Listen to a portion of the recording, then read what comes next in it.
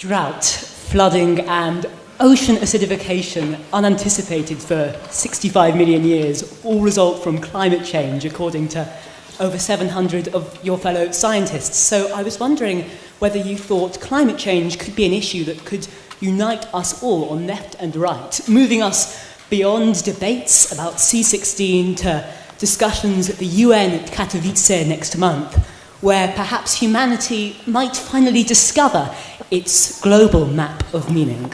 No.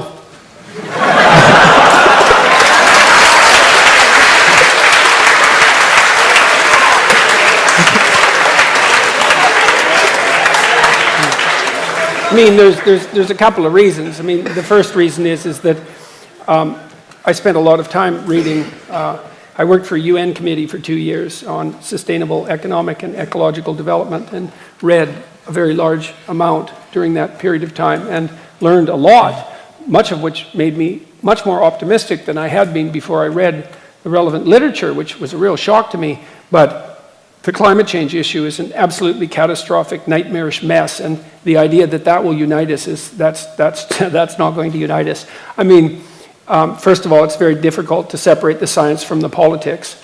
And second, even if the more radical claims are true, we have no idea what to do about it. And so, no. And besides, it's even worse than that. Here's one of the worst things about the whole mess is, so as you project outwards with regards to your climate change projections, which are quite unreliable to begin with, and the unreliability of the measurement magnifies as you move forward in time, obviously, because the errors accumulate. And so if you go out 50 years, the error bars around the projections are already so wide that we won't be able to measure the positive or negative effects of anything we do right now. So how in the world are you going to solve a problem when you can't even measure the consequence of your actions? Like, how is that even possible?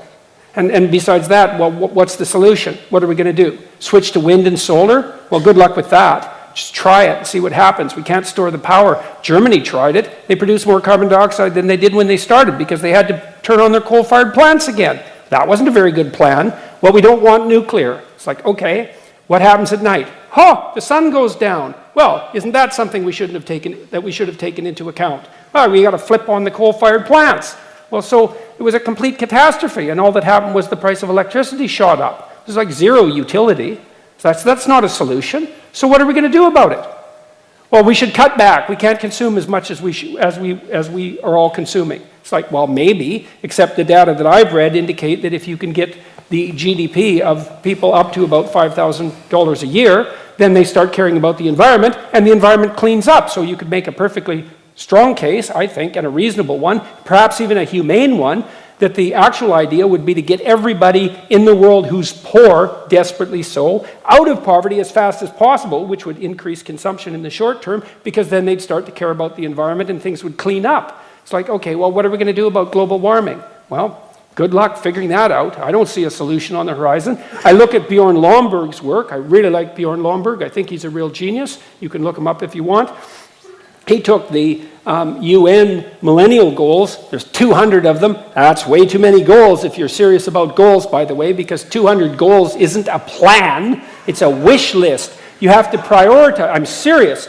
You have to prioritize. But they won't prioritize because each of the goals has its constituents. And if you prioritize, then you irritate the constituents. But if you don't prioritize, then you can't implement the plan. So what Lomborg did was gather teams of economists, multiple teams, some of whom were Nobel Prize-winning economists. He had them assemble teams. He had them rank order development goals in terms of their return on investment, all of the teams. Then he averaged across the teams and came up with a final list. And addressing global warming wasn't even on the list. The most fundamental, he wrote a book called How to Spend $75 Billion to Make the World a Better Place, and that's not very much money on a global scale. Almost everything that he recommended had to do with increased child nutrition in developing countries.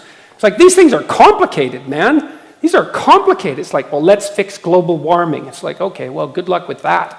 First of all, how are you going to do that? And to think that will unite us, well, certainly not uniting us so far.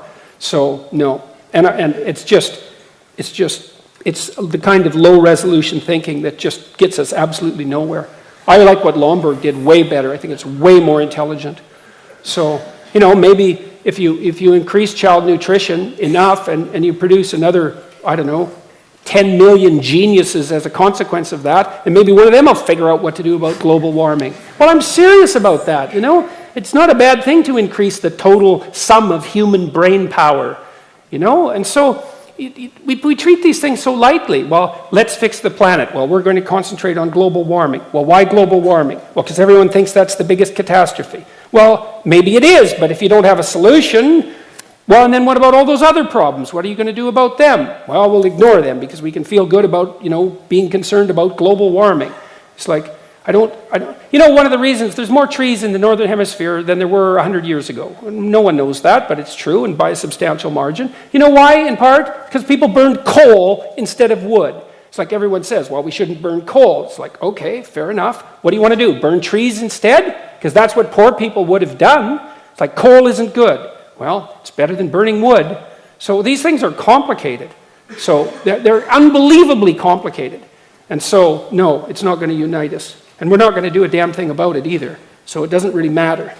So, well, what are we going to do? You're going to stop, like, having heat? You're going to stop having electricity? You're going to stop driving your cars? You're going to stop taking trains? It's like, you're going to stop using your iPhones? You're not going to do any of that. And no wonder. So, no. Thank you for that.